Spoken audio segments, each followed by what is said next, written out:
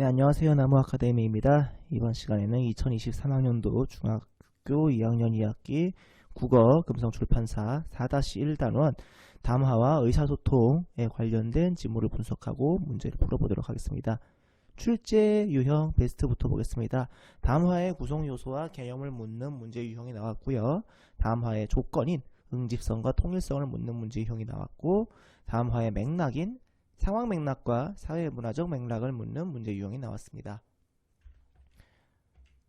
생각 열기부터 들어가 보도록 하겠습니다. 다음의 두 대화에서 괜찮아가 각각 어떤 의미로 사용되었는지 생각해보고 의미가 왜 달라지는지 친구들과 이야기해 봅시다. 어때? 괜찮아. 어때? 괜찮아. 자, 이 단원의 특징이 이제 상황을 전체적으로 보여줘야 되기 때문에 그림 자료, 만화 자료가 되게 많이 나와요. 한번 참고해 볼까요? 첫 번째 상황은 친구가 이제 머리핀을 샀습니다. 두 번째 상황은 친구가 아파서 병문안을 간 것 같는데 음료수를 건네고 있습니다. 자, 왼쪽 대화의 괜찮아는 잘 어울린다 라는 의미를, 오른쪽 대화의 괜찮아는 음료수를 마시고 싶지 않다, 사용하겠다 라는 의미로 사용되었다. 이처럼 같은 말이라도 대화가 이루어지는 상황에 따라 다르게 이해된다. 네, 그렇습니다. 두 장면에서 괜찮아는 서로 다른 의미로 쓰이고 있습니다. 이처럼 같은 말이라고 해도 항상 같은 의미로 사용되지는 않습니다. 자, 화자나 청자에 따라 대화의 목적이나 상황에 따라 의미가 달라질 수 있기 때문입니다. 이런 점을 잘 고려하면 의사소통도 원활하게 할 수 있고 인간관계도 원만하게 유지할 수 있습니다. 그래서 오늘은 이런 같은 말이라도 어떻게 달라지는지, 이런 담화란 무엇인지 이를 통해서 좀 알아보도록 하겠습니다. 자, 담화 상황에 알맞은 부모 생활을 하려면, 자, 지금 몇 시니? 라는 표현은 아버지가 늦게 들어온 아이에게 야단치는 경우가 있고, 또 시간이 궁금해서 정말 친구에게 물어보는 경우의 의미가 서로 다르겠죠. 담화의 상황에 맞는 국어 생활을 하기 위해서는 전달하고자 하는 내용과 이를 둘러싼 화자, 청자, 맥락 등을 충분히 고려하여야 합니다. 자, 담화의 구성 요소와 조건부터 보겠습니다. 활동을 통해 담화의 구성 요소와 개념에 대해 알아봅시다. 먼저 담화를 이루는 구성 요소, 그리고 담화의 뜻은 무엇인지 그거부터 알아볼게요. 다음은 지율과 유현이 번갈아 가면서 화자와 청자의 역할을 맡아 대화하고 있는 장면입니다. 이를 바탕으로 담화를 구성하는 요소를 짐작해 봅시다. 자, 시험을 앞두고 있어요. 지율이 오늘 점심은, 유현이 중국집, 지율이 자장면, 유현이 곱빼기. 거의 단문, 단어 위주로 대화를 하고 있네요. 근데도 이야기가 다 통하고 의미가 통하고 의사소통이 된다는 게 또 담화의 묘미겠죠. 자, 대화가 이루어지는 구체적인 상황을 짐작해 봅시다. 지율이와 유현이가 시험 공부를 하다가 점심시간이 되어 뭘 먹을지 대화하는 상황이죠. 자, 대화 내용을 바탕으로 대화의 구체적인 의도를 파악해 봅시다. 지율이 오늘 점심은, 이러니까 이게 사실은 원래 완전한 문장을 쓰자면, 유현아 오늘 점심은 뭘 혹은 어디서 먹을까? 그러니까 중국집이라고 하는 거는 중국집에서 점심 먹는, 혹은 주문하는 것은 어때? 라고 뜻이죠. 자장면이라고 하니까 그럼 난 자장면 먹을래 라는 뜻이고, 곱빼기, 그럼 난 자장면 곱빼기 먹을래 라고 이런 뜻이겠습니다. 자, 이렇게 단문 위주, 단어 위주인데도 구체적인 의도를 파악할 수 있는 이유는 무엇일까요? 지율과 유현은 대화 상황을 공유하고 있기 때문이죠. 그러니까 공통적으로 인식하고 있는 내용은 생각해서 말하고 있어요. 알만한 거는 빼고 얘기하는 거죠. 이때 생각된 말은 앞뒤 문맥을 통해 파악할 수 있죠.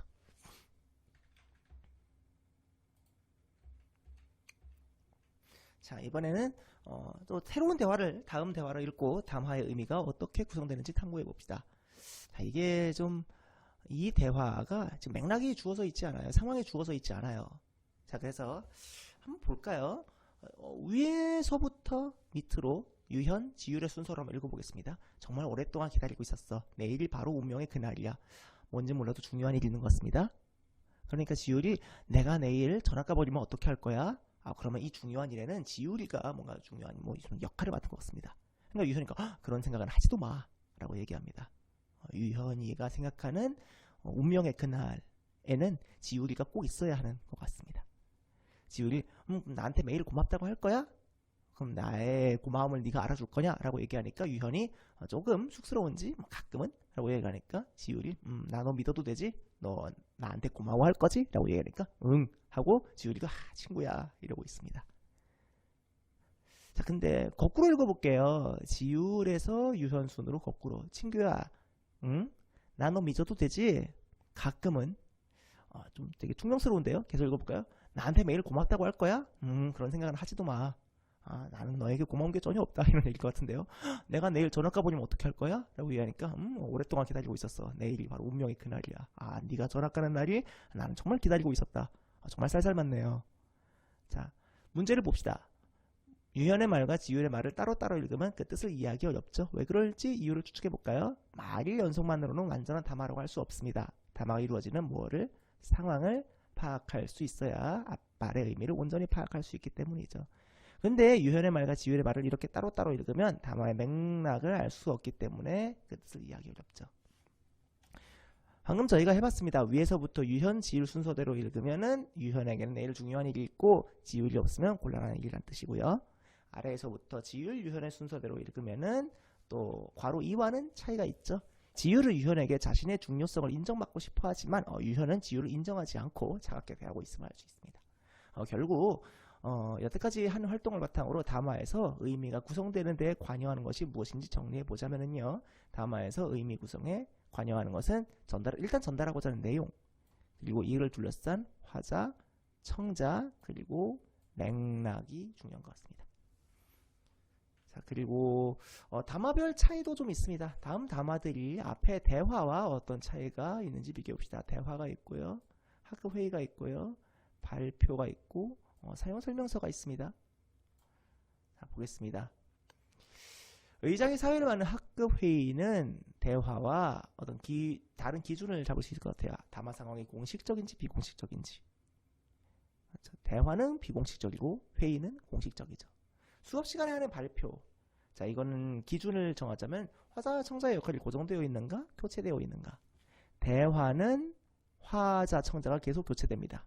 A가 말할 땐 B가 듣고 B가 말할 땐 A가 듣죠. 근데 발표는 화자와 청자의 역할이 고정되어 있죠. 가전제품 사용 설명서, 사용된 언어의 종류는 무엇인가? 여기서 언어의 종류가 뭐 외국어를 얘기하는 게 아니고요. 여기서는 음성 언어냐, 문자 언어냐 하는 얘기인데요. 대화는 당연히 소리를 통해 나누는 음성 언어인데 가전제품 사용 설명서는 이제 쓰여 있으니까 문자 언어인 것입니다. 문자 언어로 된 그 내용도 담화라고 합니다. 자, 그러면 마지막으로 그럼 방금 배운 담화의 구성 요소를 활용하여 이제 담화란 무엇인지 종합적으로 개념을 정리해 봅시다. 화자, 필자. 만약에 음성 언어라면 화자와 청자란 말을 쓰고요. 문자 언어라면 필자와 독자란 말을 쓰겠죠. 음성 언어면 말, 그 다음에 문자 언어면 글이라고 하겠죠. 구체적으로 내용일 텐데요. 자, 이 단어들을 써서 화자, 필자, 상황, 청자, 독자, 말과 글 종합해보면 이렇게 됩니다. 이건 중요하니까 여러분 좀 표시해둘까요? 화자나 필자가 어떤 상황 속에서 어떤 의도를 가지고 청자나 독자에게 다양한 상황이나 조건에서 실제로 사용한 말이나 글을 무엇이라고 한다? 담화라고 합니다. 자, 이어서 담화의 구성 요소 한 번 더 정리해 볼까요? 화자, 필자, 청자, 독자, 둘러싸고 있는 맥락, 그리고 전달하고자 하는 내용. 전달하고자 하는 내용은 뭐 말일 수도 있고 글일 수도 있습니다. 자, 이 맥락이라고 하는 것도 이따 배우겠습니다만 다시 두 단계로 나눠요. 상황 맥락이냐, 사회문화적 맥락이냐가 있는데 구체적으로는 좀 더 읽어보겠습니다. 자, 활동을 통해 담화의 조건에 대해 탐구해 봅시다. 다음 방송 자료를 통해 담화의 형식적 조건을 알아봅시다. 시청자 여러분 안녕하세요. 맛집 기행입니다. 날씨가 쌀쌀해졌습니다. 이런 날은 어머니가 보글보글 끓여주시던 김치찌개가 생각납니다. 그래서 오늘은 전국적으로 유명한 김치찌개 맛집으로 떠나보겠습니다. 여러분 보이시나요? 여기 길게 줄을 서 있는 추위에도 아랑곳하지 않고 맛있는 김치찌개를 맛보기 위해 즐겁게 기다리는 중입니다. 김치찌개는 어디에서나 먹을 수 있습니다. 그러나 김치의 감칠맛을 살린 김치찌개, 이것을 맛보기는 쉽지 않죠. 자, 들어가 보실까요? 자, 밑줄쯤 표현, 무언가를 대신 가리키는 말입니다. 각각 뭘 가리키고 있는지 그 내용을 볼까요? 여기는 지금 이제 화자가 실제로 이제 음식점 앞에 가서 시청자에게 소개를 해주고 있는 상황입니다. 화자가 서 있는 음식점 바로 앞을 얘기하겠죠. 그리고 이것은 바로 앞에 나와요. 김치의 감칠맛을 살린 김치찌개, 이것을 맛보기는 쉽지 않다라고 하는 거. 자, 이런 표현을 이제 지시 대용 표현이라고 하는데요. 자, 이론 한번 볼까요? 지시 표현은 지시하는, 가리키는 표현입니다. 이, 그, 저 이런 표현이 있죠. 대용 표현은 앞에서 말했던 걸 한 번 더 가리키는 표현이에요. 이렇게, 그처럼, 그렇게, 그처럼. 이게 사실 좀 겹치는 부분이 있습니다. 고등학교 과정에서 이걸 구별합니다만은 우리 중학교 과정에서는 아직 이것을 구별하지는 않습니다. 자, 이렇게 지시대용 표현을 쓰면은 내용들이 서로 형식적으로 눈으로 봤을 때, 귀로 들었을 때 긴밀하게 연결된다고 합니다. 자, 이번에는 그래서, 그러나 같은 말을 좀 볼 거예요. 이건 이제 앞 내용과 뒤 내용을 뭐 해주는 말이죠? 이어주는 말입니다. 자, 그래서는 인과관계죠. 원인이 있고 결과가 있고요. 그러나는 앞뒤 내용이 상반되니까 역접, 거꾸로 접속된다. 역접 관계다. 그죠? 이런 게 이제 접속 표현입니다. 앞 내용과 뒤 내용을 이어주면서 의미 관계를 나타내는데요. 의미 관계는 여러 가지가 있습니다. 순리대로 접속되는 순접, 거꾸로 접속되는 역접, 원인과 결과의 인과, 앞부분이 조건, 뒷부분이 조건에 따랐을 때 나오는 결과, 일대의 조건. 자, 이런 표현을 이제 무슨 표현이라고 하죠? 접속 표현이라고 합니다. 접속 표현을 빼면은 내용과 내용이 잘 자연스럽게 이어지지 않아요. 그러니까 앞뒤 말은 맞는데 뭔가 툭툭 끊어지는 느낌이 들죠. 그리고 그 서로 어떤 관계인지 구체적으로 드러나지 않아서 의미가 쉽게 파악하지 않습니다. 이런 접속 표현을 쓰면 내용과 내용을 자연스럽게 이어줄 수 있게 되고요. 내용과의 관계가 분명히 드러나서 담화의 의미를 쉽게 파악할 수 있게 되죠. 결국 담화의 형식적 조건을 여태까지 나온 걸 정리해보면요. 지시대용 표현이나 아니면 접속 표현을 쓰면은 이 내용들이 형식적으로 눈으로 봤을 때, 귀로 들었을 때 긴밀하게 연결된다고 합니다. 자, 이번에는 형식적 조건이 아니라 내용적 조건입니다. 자, 읽어볼까요? 지금 보고 있는 사진은 그리스의 산토리니 섬입니다. 이 섬은 오지 중에 오지였다가 20세기 초에 유럽에 알려진 이후 지금은 세계적인 관광지가 되었습니다. 직접 가서 보면 신기합니다. 문명사회에는 도저히 있을 수 없는 경관이 보입니다. 본래 관광지로 조성한 곳이 아니기에 배에서 내려서 경사가 깊은 언덕길을 올라가야 합니다. 대부분 당나귀를 이용합니다. 그러나 걸어서 올라가면 건강에 좋습니다.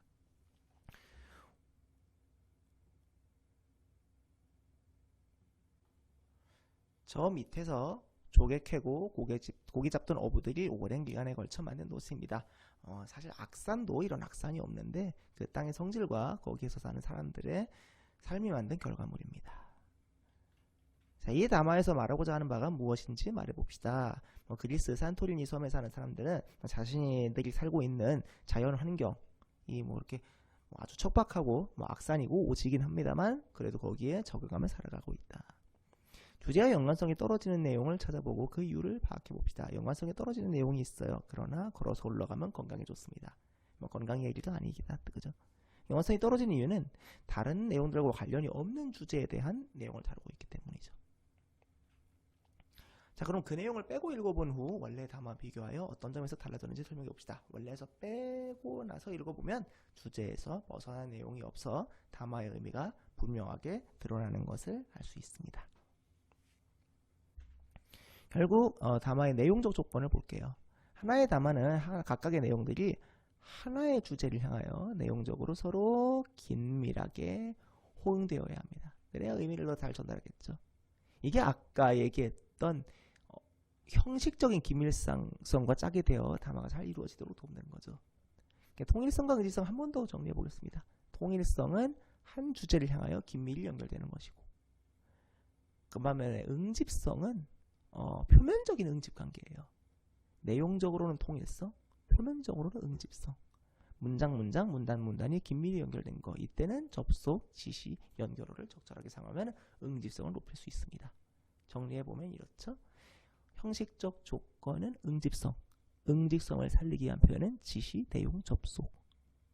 그다음에 내용적 조건은 통일성, 통일성을 살리기 위한 표현은 따로 없고요. 주제, 하나의 주제에 연결되어야 한다는 얘기죠. 그렇습니다. 자, 그러면은 이제 형식적 내용적 조건을 종합적으로 고려하여 다음 담화를 재구성해 봅시다. 지금부터 은수가 발표할 주제는 즐거운 주말입니다. 잘 들어봅시다. 발표를 하게 된 박은수입니다. 저는 지난 주말에 놀이공원에 갔습니다. 저곳은 하루를 보내기에 재미있는 곳입니다. 자기가 소개하는 공간이니까 그곳이 좀 더 적절하겠죠. 네. 그래서 하루를 보내기에 재미있는 곳은 여러 곳이 있습니다. 그래서도 좀 어색하네요. 놀이공원은 해를 보내기에 아주 재미있는 곳이지만 뭐 그 외에도 뭐 네, 이런 표현들이 있는 게 좋을 것 같습니다. 사실 어색한 접속 표현을 또 표현인데 놀이공원 얘기하다가 동물원 얘기로 지금 통일성부터가 이미 어긋나고 있죠. 계속 읽어볼까요? 동물원에 호랑이가 살고 있습니다. 우리나라에서 야생 호랑이는 더 이상 발견되지 않습니다. 그러나 우리나라에서 발견되는 야생동물은 점점 그 수가 줄고 있습니다. 네, 이게 지금 뭐 주말 얘기했다, 놀이공원 얘기했다, 동물원 얘기했다가 호랑이 얘기했다, 야생동물 얘기했다가 통일성 면에서 전혀 앞뒤가 맞지 않습니다. 그리고 접속 표현도 마찬가지죠. 우리나라에서 야생동 호랑이는 더 이상 발견되지 않고 뭐 따라서 마찬가지로 이렇게 얘기하고 우리나라에서 발견되는 야생동물은 그 수가 점점 줄고 있다. 이렇게 얘기하면은 뭐 앞뒤 이어지는 관계는 맞을 수 있을 것 같습니다. 근데 애초에 통일성을 깨뜨렸죠. 자, 음수의 발표가 어색하게 느껴지는 이유는 뭘까요? 일단은 형식적 측면에서는요, 저것 같은 잘못된 지시 대응 표현, 그러나 틀은 잘못된 접속 표현 쓰고 있습니다. 내용적 측면에서는요, 연관성이 없는 의미들을 드러내야 하나의 주제로 연결되지 않아서 담화 전체의 의미가 파악되지 않겠죠. 자, 좀 고쳐봤습니다. 발표를 하게 된 박은수입니다. 저는 지난 주말에 놀이공원에 갔습니다. 그곳에서 다양한 놀이기구를 탔는데 사람들이 많아 기다리는 시간이 더 길었습니다. 그렇지만 놀이기구를 탄다는 설렘에 기다리는 시간도 즐거웠습니다. 그날은 날씨도 좋았고 꽃도 활짝 피어서 구경 다니기 정말 좋았습니다. 맛있는 음식도 가족과 함께 먹고 즐거운 시간을 보냈습니다. 그래서 다음에도 또 놀러오자고 부모님께 말씀드렸습니다. 여러분도 주말에 가족과 함께 놀이공원에서 즐거운 시간을 보내시는 건 어떨까요? 지금까지 제 발표를 들어주셔서 감사합니다. 이상으로 발표를 마치겠습니다. 네, 중간중간 적절한 지시 대용 접속 표현이 있고요. 그리고 또 놀이공원, 주말에 놀이공원에 가서 즐거운 시간을 보낼 수 있다 라고 하는 자신의 경험을 조리 있게 설명을 잘했습니다. 그 다음에 아까 담화의 구성 요소 중에 맥락이 있었습니다. 네, 화자, 청자, 화자, 청자 대신에 필자, 독자도 맞고요. 그리고 그 사이 오고 가는 말과 글, 그게 내용이죠. 그리고 이걸 둘러싸는 이제 맥락. 근데 그 맥락이 두 가지가 있습니다. 자, 첫 번째 맥락이 상황 맥락인데요. 한번 볼까요? 다음 자료를 바탕으로 상황 맥락에 대해 탐구해 봅시다. 어느 초등학교 교실에서 선생님이 학생들에게 착한 일을 많이 하면 나중에 천국에 갈 수 있다고 말씀하셨다. 그리고 또 덧붙이셨네요. 여러분, 선생님이 이야기해준 천국에 가고 싶은 사람 손 들어보세요. 지영이만 빼고 나머지 모두가 손 들었다. 손을 들지 않은 학생에게 선생님이 물어보셨다. 지영이는 왜 천국에 가고 싶지 않은 거지? 지영이 대답했다. 저도 천국에 가고 싶지만 엄마가 학교 끝나면 딴 길로 가지 말고 곧바로 집에 돌아오라고 하셔서 이게 참 이 지영이라는 친구는 이 지금 상황을 잘 파악을 못한 것 같습니다. 자, 지금 제일 마지막에 이제 훈화 말씀을 하시고 그럼 여기서 이제 나중에 간다는 얘기는 뭐 죽은 후에 갈 수 있다 이런 얘기일 텐데 지영이는 학교 수업 끝난 바로 그 직후라고 좀 오해를 한 것 같습니다. 자, 그리고 나글도 읽어볼까요? 맥락이란 담화를 구성하는 요소들이 맺고 있는 관계를 말한다. 전달하고자 하는 내용, 화자, 청자 사이의 관계 뿐만 아니라 한 담화가 사회나 공동체와 갖고 있는 관계도 뭐 맥락이라고 합니다. 그 중에서도 상황 맥락은 화자와 청자, 필자와 독자 같은 언어 행위의 주체, 그리고 언어 행위가 주체가 처해 있는 시간과 장소, 담화의 주제, 목적 이런 것에 의해 만들어집니다. 그리고 상황 맥락에 따라서는 당연히 말과 글의 의미가 달라지겠죠. 자, 방금 같은 경우 한번 볼게요.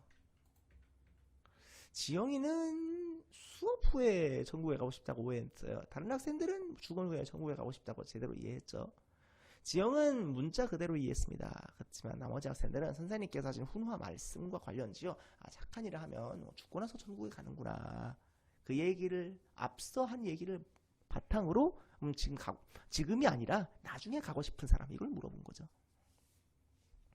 그 외에도 상황 맥락을 잘못 파악하여 말이나 글을 잘못 이해했던 자신의 경험들이 있을 텐데 여러분들 한번 떠올려보면 좋을 것 같고요. 왜 상황 맥락 파악하는 게 중요할까요? 말이나 글의 의미가 사실 겉으로만 드러나는 의미로만 파악해서는 제대로 의사소통할 수 없기 때문이죠. 화자가 필자가 어떤 상황에서 어떤 목적으로 사용했는지 파악해야 합니다. 제 마지막 맥락, 사회문화적 맥락입니다. 할아버지 얘는 미국에서 스티븐이에요. 그래 어서 오렴. 안녕하세요. 그래 나도 반갑구나. 밥은 먹었니? 예, 아까 먹었는데요. 할아버지는요? 그래. 밥은 먹었니? 라고 하는 말 우리 한국 사회에서 한국 문화에서는 정말 자연스럽게 쓰는 안부 인사입니다만은 스티브는 그 말의 뜻을 그냥 문자 그대로 이해해서 갑자기 밥을 왜 물어보지? 아직 밥 먹을 시간도 아닌데 왜 물어보시는 거야? 안부를 묻는 우리말의 관습적 표현이야. 자, 구체적인 상황과는 관계가 없어요. 그냥 우리 사회라면 보편적으로 존재하고 있는 어떤 맥락을 사회 문화적 맥락이라고 합니다. 그러니까 담화의 의미는 화자나 청자의 언어 사용이 사회 제도나 의식, 역사 속에서 이루어지며 영향을 받는데 이는 곧 사회 문화적 맥락과 관련이 있다는 뜻이다. 이러한 사회 문화적 맥락을 결정하는 요소에는 역사적 사회적 상황, 공동체의 가치와 신념, 이념, 담화 관습 등이 있습니다. 그 외에도 뭐 밤새 안녕하셨어요. 차린 건 없지만 많이 드세요. 뭐 겸양의 표현이죠. 실제로 차린 게 많은데도. 아닙니다. 제가 많이 부족합니다. 스스로를 겸손하게 표현하는 거죠. 다 선생님 덕분이지요. 뭐 자기가 뭔가를 잘해서 상을 받았을 때도 뭐 자기를 너무 드러내지 않는 게 한국어의 어떤 문화라고 할 수 있을 것 같습니다. 상황 맥락은 좀 유동적이에요. 그때그때 바뀌어요.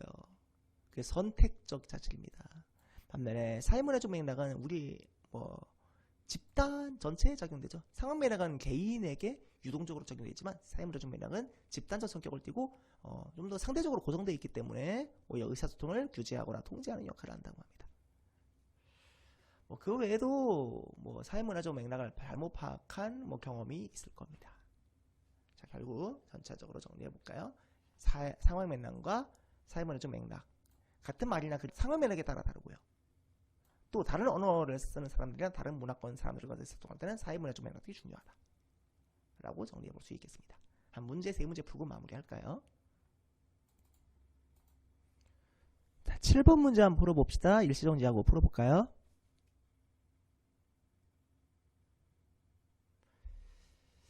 자, 대화와 다른 담화들의 기준과 차이점. 회의와 대화를 봅시다. 공식적인지 비공식적인지. 대화가 공식이고 회의가 비공식이다? 반대죠. 대화가 비공식이고 회의가 공식입니다. 답이 나와버렸네요. 나머지는 빠르게 볼까요? 대화, 발표, 화자, 청자가 고정되어 있는가, 교체되고 있는가. 대화는 교체되고 발표는 고정되어 있다? 맞습니다. 그 다음에 대화와 가동 설명서, 사용된 언어의 종류. 대화는 음성 언어, 설명서는 문자 언어. 맞습니다. 그 다음에 또 다른 문제 풀어볼까요? 자, 18번 문제 한번 풀어보겠습니다. 일시정지하고 풀어볼까요? 네. 자, 윗글에서 담화의 형식적 조건이 응집성을 높이기 위한 조건으로 적절하지 않은 것은 응집성을 높이는 건 형식적 조건인데 그러면 이런 어떤 표현을 쓰는 게 좋을까요? 지시, 대용, 접속 표현이죠.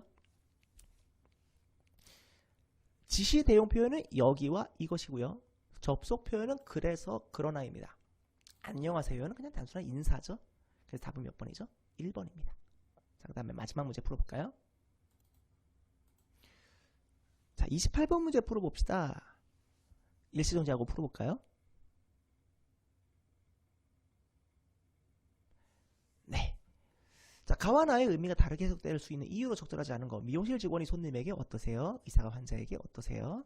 자, 이게 상황 맥락에 대해 묻는 문제인데요. 이게 저희 교과서에서는 이제 천국 얘기가 나왔습니다만은 그 얘기도 그 나름대로 재미있고 의미가 있습니다만은 이제 실제로 기출 시험지들을 보면은 다른 교과서에 다른 예문들이 훨씬 더 많이 나옵니다. 그래서 좀 다양한 좀 변형 문제를 많이 풀어볼 필요가 있고요. 자, 어쨌든 풀어보겠습니다. 바로 의도가 다르다. 맞죠? 직원은 손님에게 이게 머리 모양이 마음에 드는지 물어볼 의도였고요. 그 다음에 의사가 환자에게 어떠세요 물어보는 거는 병의 상태가 좀 어떤지 물어볼 의도였죠. 화자와 청자의 관계가 다르다. 맞습니다. 직원 대 손님, 의사 대 환자다. 그죠? 이루어지는 상황이 다르다. 맞습니다. 머리 손질하고 있는 상황이고 이제 진찰받고 있는 상황이죠. 장소가 다르다. 미용실과 이제 병원입니다. 화자가 말한 문장 표현이 다르다. 문장 표현은 똑같습니다. 어떠세요? 어떠세요? 단지 이것이 화자와 청자의 관계에 따라, 화자의 의도에 따라, 상황에 따라, 장소에 따라 달리 해석되는 것이지요. 자, 이렇게 해서 4-1단원 한번 훑어봤고요. 자, 이 모든 자료는 나무 아카데미 홈페이지에서 이용하실 수 있습니다. 궁금한 내용은 댓글로 문의해주세요. 그리고 하단에 구독 버튼을 누르시면 더 다양한 정보를 빠르게 받아보실 수 있습니다. 네, 감사합니다. 네, 안녕하세요. 나무 아카데미입니다. 이번 시간에는 2023학년도 중학교 2학년 2학기 국어 금성출판사 4-2단원 효과적으로 발표하기 지문을 분석하고 이제 문제를 좀 풀어보도록 하겠습니다. 출제 유형 베스트부터 보겠습니다. 발표의 특성, 또 발표와 다른 담화 양식과의 차이를 묻는 문제 유형이 나왔고요. 발표 준비하기 단계에 대해 묻는 문제 유형이 있고, 또 발표하기 단계에 대해 묻는 문제 유형이 있습니다. 자, 지문 학습 활동 한번 들어가 볼게요. 먼저 생강 열기 한번 가볼까요? 자, 다음과 같은 주제로 발표할 때 어떻게 발표하면 좋을지 이야기해 봅시다. 자, 김치인데요. 김치 만드는 방법, 효능, 종류, 세계화 이런 게 있겠는데요. 방법을 설명할 때는 과정, 단계 분석이라고 저번 단원에 배웠었죠. 을 사용하여 설명하고 각 과정을 이제 또 사진으로 제시하면 되겠어. 김치의 효능은 이제 요소 분석 설명하고 도표로 제시하면 쉽겠어. 그 다음에 종류는 다양한 김치를 사진으로 제시하면서 종류가 많으니까 공통점과 차이점을 바탕으로 비교 대조의 방법으로 설명하면 좋겠어 라고 얘기를 합니다. 자, 발표할 때는 발표 주제의 핵심 정보를 잘 드러나도록 내용을 구성해야 됩니다. 그러기 위해서는 발표의 목적, 대상, 발표할 내용과 성격에 따라 알맞은 먼저 방법부터 쓰고요. 그리고 이것을 효과적으로 전달할 수 있는 보조 자료를 활용하면 좋겠죠. 방금 이제 요 동그라미 친 것들이 설명 방법이고요. 그 다음에 체크한 것들이 보조 자료죠. 김치 만드는 방법은 단계 분석, 사진. 그 다음에 김치의 효능은 요소 분석으로 도표. 김치의 종류는 비교 대조하되 사진으로. 네, 그렇게 이해할 수 있겠습니다. 시간 순서, 논리적 순서, 원인과 결과, 문제점 해결 방법 이런 게 적절한 설명 방법이고요. 또 발표 개요를 요약하는 글, 자료, 도표, 그래프, 그림, 사진, 동영상 같은 게 보조 자료죠. 자, 이런 것들을 이용해서 우리가 실제로 발표를 해봅시다. 자, 그 전에 먼저 발표란 뭔지부터 볼까요? 발표란 여러 사람 앞에서 자신의 의견이나 어떤 사실을 진술하는 말하기입니다. 공적인 담화의 한 종류예요. 수업 시간에 조사한 내용을 설명하고 학회에서 연구 내용을 보고하고 기업체에서 새로운 아이디어를 제안하고 여러 사례들이 있죠. 정보 공유의 효과적인 수단으로 널리 사용되고 있는 중요한 의사소통의 방법입니다. 자, 이렇게 핵심 정보가 잘 드러나게 발표하려면 먼저 핵심적인 내용부터 골라내야 됩니다. 선정을 해야죠. 이걸 바탕으로 다른 정보들을 연결합니다. 그리고 이 핵심적인 정보를 쉽게 이해할 수 있도록 효과적인 설명 방법을 찾아야 되고요. 자, 그리고 또 이때 내용을 잘 전달할 수 있는 뭐도 쓰고요. 보조 자료도 쓰고요. 자, 그리고 또 발표의 과정도 중요하니까 한번 볼게요. 먼저 주제, 목적, 청중, 장소를 분석부터 해야 됩니다. 그리고 이제 본격적으로 자료를 찾아야죠. 다양한 매체에서 발표 주제에 대한 자료를 찾고요. 그 다음에 이 자료를 바탕으로 넣을 건 넣고 뺄 건 빼가지고 핵심 적은 잘 드러나게 개요를 작성하고요. 이 개요를 바탕으로 이제 발표문을 써봅니다. 그리고 이제 발표문과 개요에 기반해서 보조 자료를 만드는 거죠. 그리고 또 이제 발표할 때 유의할 점에 확인하여 연습한 다음에 실제로 발표를 하면 되는 것입니다. 분석하고 자료 찾고 개요와 발표문 쓰고 보조 자료 만들고 연습하고 발표하고요. 자, 그러면 발표의 특성에 대해 볼게요. 안녕하세요. 골드버그 장치에 대해 발표할 최지율입니다.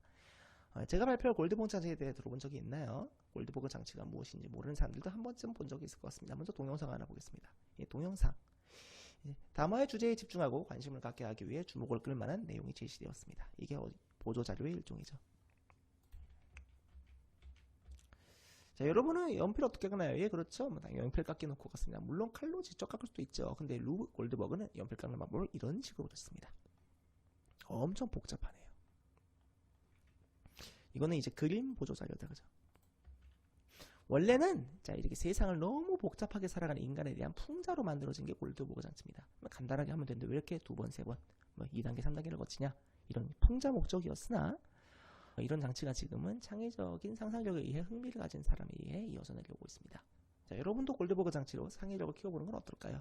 이상으로 골드버그 장치에 대한 발표를 마치겠습니다. 경청해 주셔서 감사합니다. 자, 주요 내용을 요약해 볼게요. 세상을 너무 복잡하게 살아가는 인간에 대한 풍자로 만들어진 골드버그 장치가 지금은 창의적인 사고력을 키우는 데 활용되고 있다. 핵심 정보는요. 골드버그 장치는 원래는 아주 작은 결과를 얻기 위해 너무 많은 노력을 기울이는 인간들의 모습을 풍자한 지금은 이제 흥미로운 장치가 되었습니다. 이 발표에서 핵심 정보를 드러내기 위해 사용한 자료들의 효과를 판단해 봅시다. 자, 언어 자료가 있고 사진 및 그림이 있고 동영상이 있었습니다. 한번 볼게요.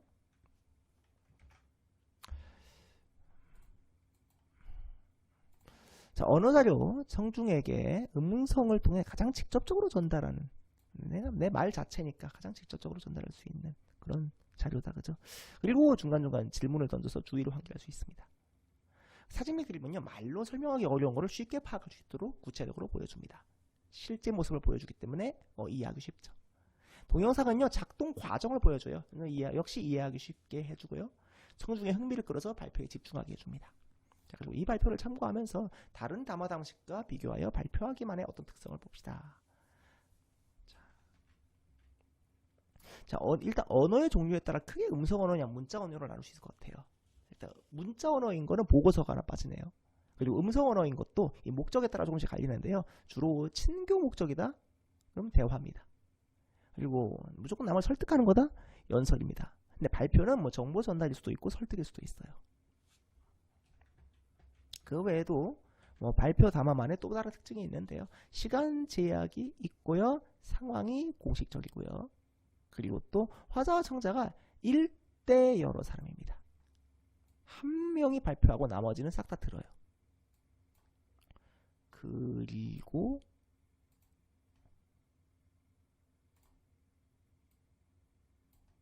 그리고 의사소통의 방향은 일방향적이죠. 한쪽 방향으로 갑니다.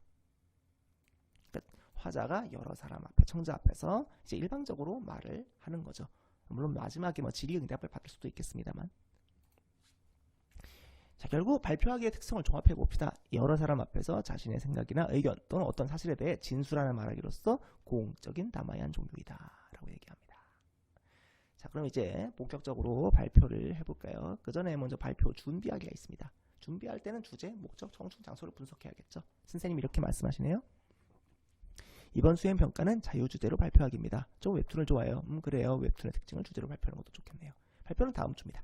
바로 2교실 친구들 앞에 두고 하는 발표입니다. 발표 시간은 5분 이내로 준비하고 보조 자리로 하려면 좋습니다. 유현이가 지우일대로 넌 발표 주제로 뭐 할 계획이야? 라고 하니까 지난 주말에 증강현실 체험장에 갔었는데 재밌었어. 증강현실의 미래를 주제로 할까 해. 발표할 때 보조 자료 어떻게 하면 좋을까? 자, 보조 자료 얘기 나오니까 이 교실의 특성을 좀 고려를 하고 있어요. 노트북에 텔레비전이 연결되어 있으니까 프레젠테이션이 좋겠다 라고 얘기하니까 그래, 증강현실이 어떤 것인지 동영상으로 보여주면은 애들이 흥미를 느낄 거야 라고 계획을 잡고 있네요. 주제는 증강현실의 미래고요. 목적은 수업 시간에 학급 친구들 앞에서 증강현실의 미래에 대해 조사한 내용을 설명합니다. 청중은 학급 친구들이죠. 이 청중의 특성도 좀 고려를 해야 됩니다. 중학교 2학년이고 남녀 학생 같이 있고 증강현실에 대해 자세히는 모르고 근데도 궁금해할 것이다. 이 청중의 어떤 뭐 요구나 청중의 뭐 배경 지식이나 지적 수준이나 이런 것도 고려를 해야겠죠. 관심사도 고려해야 됩니다. 장소는 교실이에요. 컴퓨터와 텔레비전이 연결되어 있고 굳이 마이크를 쓰지 않아도 이렇게 뭐 소리가 잘 전달될 넓이라는 것도 감안을 해야 발표 준비에 또 달라질 겁니다. 자, 3P 분석이라는 게 있어요. 목적, 청중, 장소를 잘 분석해야 한다. 자, 발표 주제를 정했는데요. 우리 교과서 예시 답안에서 인공지능의 현주소로 한번 써봤다고 합니다. 자, 계속 가보죠. 자, 이걸 바탕으로 이제 발표할 내용을 수집하고 그 다음에 이제 내용을 구성하자라고 얘기했는데 내용 수집을 하고 그러니까 자료를 모은다는 얘기죠. 그리고 그걸 바탕으로 이제 개요를 짠다 그런 얘기인데요. 뭐 동영상과 뉴스 자료 이런 거를 통해서 이제 어떻게 활용할 건지 예시로 쓰자, 활용과 의의로 쓰자 이렇게 얘기했고요. 이렇게 자료를 수집할 때는 다양한 매체에서 얻을 수 있습니다. 인쇄 매체, 영상 매체, 인터넷 매체 등이 있는데 조금 여러분 오해하기 쉬운 게 직접 경험도 가능해요. 매체라고 하는 간접적 수단으로만 통하는 게 아니고 직접 경험을 통해서도 얼마든지 뭐 면담, 견학, 관찰, 실험, 설문조사 같은 것도 얼마든지 이런 걸 통해서 자료를 수집할 수 있습니다. 자, 이렇게 여러 매체를 통해서 얻은 자료를 바탕으로 개요를 작성을 했습니다. 그 외에 또 보충한 자료가 없는지 생각해 보면 되겠죠. 발표의 구조, 개요 짤 때 발표의 구조는요, 서론, 본론, 결론, 뭐 이렇게 이게 주장하는 발표라면 그렇습니다만, 뭐 설명하는 발표, 정보를 전달하는 발표라면 그건 처음, 중간, 끝이라고 해도 무방하겠죠. 혹은 도입, 본문, 마무리라고 해도 됩니다. 개요를 설명할 방법, 그 다음에 개요를 짰으면 또 설명 방법을 설계해야겠죠. 야, 이 부분에서는 뭘 쓰자, 이 부분에 뭘 쓰자. 연필을 깎는 방법에 대한 내용은 뭐 분석이 좋을 것 같습니다. 작동 순서니까 뭐 단계 분석, 과정 분석이겠다, 그죠? 그 외에도 뭐 미국 한국우주국은 물론 우리나라 국립과천과학관에서 골드버그 대회가 개최되었다. 이런 거는 둘 다 인정하고 있다는 얘기니까 비교가 적절하겠죠. 자, 이걸 바탕으로 이제 발표문을 작성을 했습니다. 자, 예시 답안도 예시 답안인데 여러분 이제 처음 중간 끝 발표문의 처음 중간 끝에 어떤 게 들어가야 되는지 좀 알아야 될 것 같아요.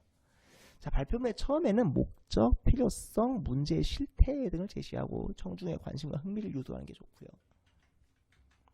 발표문 중간에는 발표한 내용을 쉽고 분명하게 설명할 수 있는 다양한 보조자료로 활용해야 되고요. 특히 자료는 순수와 맞아야 돼요. 그리고 이 자료들이 논리적으로 자연스럽게 연결될 수 있도록 구성하는 것도 중요하죠. 순서에도 맞지 않게 이 자료 썼다 저 자료 썼다 하면 오히려 혼란만 가해질 겁니다. 그 다음에 끝에서는요, 발표 내용, 여태까지 했던 내용을 요약 정리하고요, 핵심 내용 강조하고 자료의 출처를 밝히면 더 신뢰성을 줄 수 있습니다. 그 다음에 감사 인사로 마무리하면 좋겠죠. 자, 보조자료 종류가 되게 많습니다. 이 보조자료를 쓸 때 이제 각각의 특징을 좀 고려해야 되는데 이거를 약간의 암기가 필요합니다. 도표는 수치예요. 그림 도자에 표죠, 표에는 숫자가 들어가니까 수치입니다. 그래프는요, 약간 뭐 복수의 대상에 대한 차이를 부각합니다. 물론 뭐 그래프에도 수치가 들어갈 수 있다라고 볼 수 있겠지만 도표는 수치, 그리고 그래프는 시각적으로 이 차이가 보이기 때문에 오히려 차이를 부각한다. 차이를 시각적으로 부각한다. 이게 핵심입니다. 어려운 학교에서는 이 도표와 그래프를 이제 구별 지을 수 있어야 하는 그런 문제도 나왔거든요. 우리 일상생활에서는 뭐 비슷하겠습니다만은 도표는 표로 정리된, 그리고 그래프는 시각적으로 정리된, 우리 뭐 원 그래프든 뭐 막대 그래프든 뭐 그런 종류들이 있을 수 있겠죠. 그 다음에 그림 사진은 말로 표현하기 힘든 부분은 시각적으로 설명할 때 씁니다. 그리고 동영상은 복합적인 동작 과정, 소리를 직접 제시할 때 있어요. 소리와 뭐 동작이 막 이렇게 섞여 있을 때, 일련의 동작들이 있을 때, 이때는 동영상을 쓰는 게 좋겠죠. 좋은 보조자료, 방금 같은 이제 보조자료의 조건들이 많았는데, 좋은 보조자료는 주제와 관련이 있어야 하고, 출처가 분명히 신뢰를 줄 수 있어야 되고, 듣는 이의 관심과 흥미를 끌어야 되고요. 그 다음에 허위 과장이 있어서는 안 되겠습니다. 자, 보조자료를 만들 때 유의할 점을 볼게요. 나름대로 뭐 화려하게 꾸민다고 한 것 같은데 어째 좀 정신없죠? 자료도 지나치게 많이 넣은 것 같고요. 옆에는 좀 더 깔끔하죠. 자, 핵심 정보가 잘 드러나게 주요 내용만 간결하게 제시해야 됩니다. 지나치게 많은 매체 자료 쓰거나 화려한 매체 자료를 보여주는 데만 신경 쓰면 청중들이 발표의 중심 내용을 이해하는데 방해가 될 수 있다고 하네요. 자, 보조자료를 구성하는데 일반적으로 한 뭐 7개 이상의 요점만 있어도 인지적 처리에 상당한 부담을 준다고 합니다. 7개 이하를 하고요. 이것도 한꺼번에 하기보다는 순서에 맞추어 차례대로 제시하는 게 훨씬 더 효율적이고 또 발표 내용의 이해를 돕는 방법일 것 같습니다. 자, 발표할 때 유의점을 확인하고 실제로 발표를 해봅시다. 연습할 때는요, 순서 미리 생각해 두고요, 적절한 순간에 이런 매체 자료를 써야 되고요. 목소리의 높낮이, 말의 빠르기, 뭐 크기, 강세 이런 거 조절해야 되고요. 발표할 때 유의할 점. 자, 시작할 때 예의 바르게 인사하는 건 당연하죠. 자신 소개하고 반듯한 자세와 목소리로 발표하고요. 청중과 눈을 맞추고 부드러운 표정으로 말하고요. 손짓, 몸짓, 손짓. 적절할 때 자연스럽게 씁니다. 너무 자주 쓰면 오히려 사람이 좀 정신없어 보입니다. 그리고 이 등을 굽히거나 고개를 숙이고 이런 자신 없는 자세, 위축된 자세 이런 건 별로 좋지 않습니다. 그리고 청중이 이해하는 정도와 반응하여 내용을 적절히 조정해야 돼요. 이게 좀 청중이 재밌어 한다. 그럼 뭐 추가적인 예시를 몇 개 더 들어도 좋고, 청중이 좀 뭐 지루해 한다, 힘들어 한다, 뭐 그렇게 흥미가 떨어지는 것 같다. 그러면 그야말로 핵심적인 정보 위주로 빨리빨리 짚고 넘어가는 게 좋겠죠. 자, 내용 확인 문제에서 청중의 반응을 확인하는 것보다 정해진 순서, 내용과 순서를 철저히 지키는 게 중요하다는 것은 당연히 적절하지 않은 선택지입니다.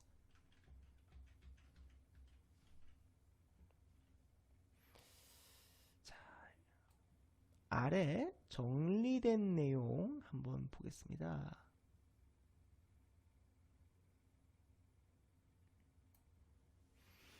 발표란 여러 사람 앞에서 자신의 의견이나 어떤 사실을 진술하는 말하기고요. 핵심 정보가 잘 드러나게 해야 되는데 먼저 핵심 내용을 골라내고 이걸 바탕으로 다른 정보로 연결하고요. 그다음에 이것들을 잘 설명할 수 있는 설명 방법을 찾고, 그리고 또 이것들을 잘 전달할 수 있는 보조 자료도 찾습니다. 발표를 준비할 때는 주제, 목적, 청중, 장소 등을 이제 분석을 하고요. 그 다음에 매체에서 자료를 찾고, 그 다음에 찾은 자료를 바탕으로 개요를 작성해서 발표문을 쓰고, 그리고 그때 보조 자료는 어떤 거 쓸지 고민해 보고요.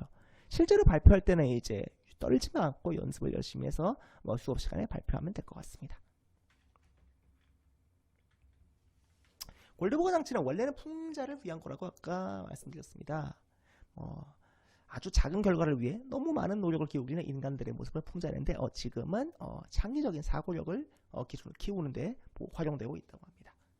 그리고 이 발표의 다른 단어와의 양식, 비교, 대조 꼭 알아둬야 됩니다.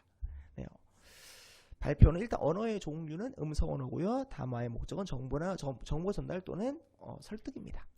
공식적인 상황에서 얘기하고 시간 제약이 있고요. 화자 청자는 1대 여러 사람이고 의사소통은 일방향적입니다. 발표문 작성할 때 처음, 중간, 끝 이건 아까 정리해봤으니까 넘어가도록 하겠습니다. 보조자료의 통일과 특징도 정리했고요. 발표문을 작성할 때 유의할 점도 아까 말씀드린 것 같습니다. 자, 그러면 문제 한 3문제 풀고 마무리해볼까요? 자, 여러분 2번 문제 한번 풀어볼까요? 일시정지하고 풀어봅시다.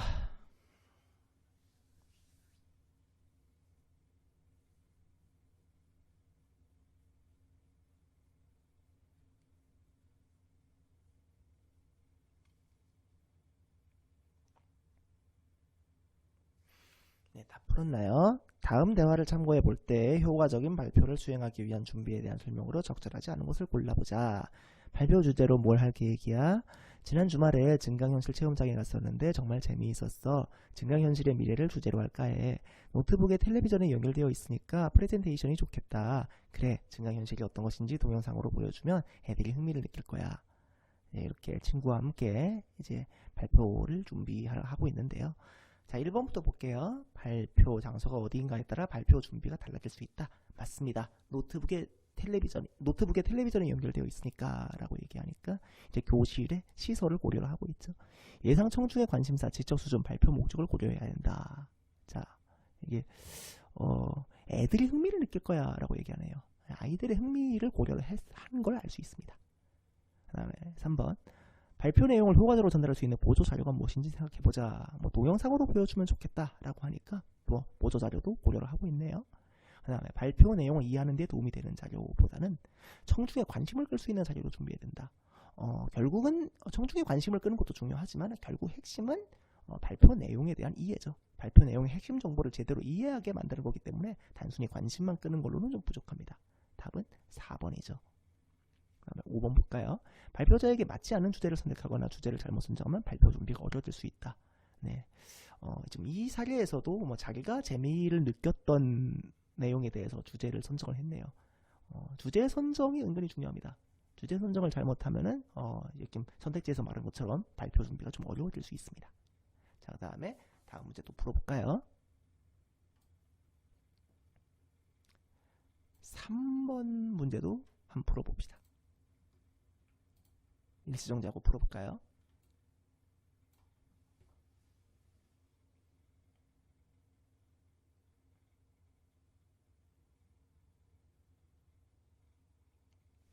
자, 발표의 과정을 순서대로 바르게 나가는 것은 발표의 과정을 좀 이해하고 있어야 됩니다. 네, 제일 처음이 뭘까요? 제일 처음은 디귿이죠. 발표의 주제와 목적, 청중과 장소를 분석부터 합니다. 내가 어떤 발표를 하게 할 것이고, 이걸 들을 사람은 누구고, 이걸 하게 될 장소는 어딘가 라고 하는 거고요. 그 다음에 두 번째가 이제 기억이죠. 이제 그럼 다양한 매체에서 발표 주제에 대한 자료를 일단 최대한 찾습니다. 네, 최대한 찾고요. 그 다음에 이제 찾은 걸 바탕으로 이제 핵심 정보들을 선정해서 이제 미음이죠. 핵심 정보가 잘 드러나는 개요를 작성하고 또 그걸 기초로 핵심 정보가 잘 드러나게 개요 작성을 하고 발표문을 씁니다.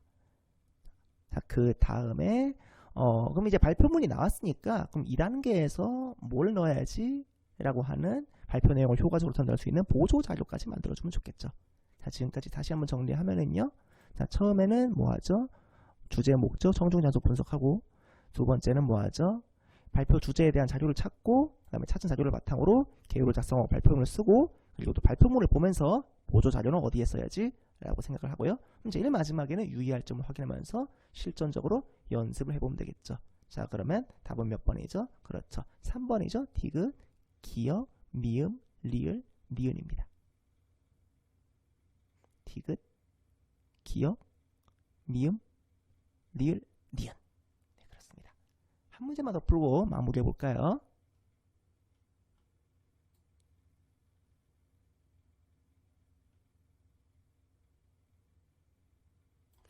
자, 19번 문제 한번 풀어보겠습니다. 일시정지하고 풀어볼까요?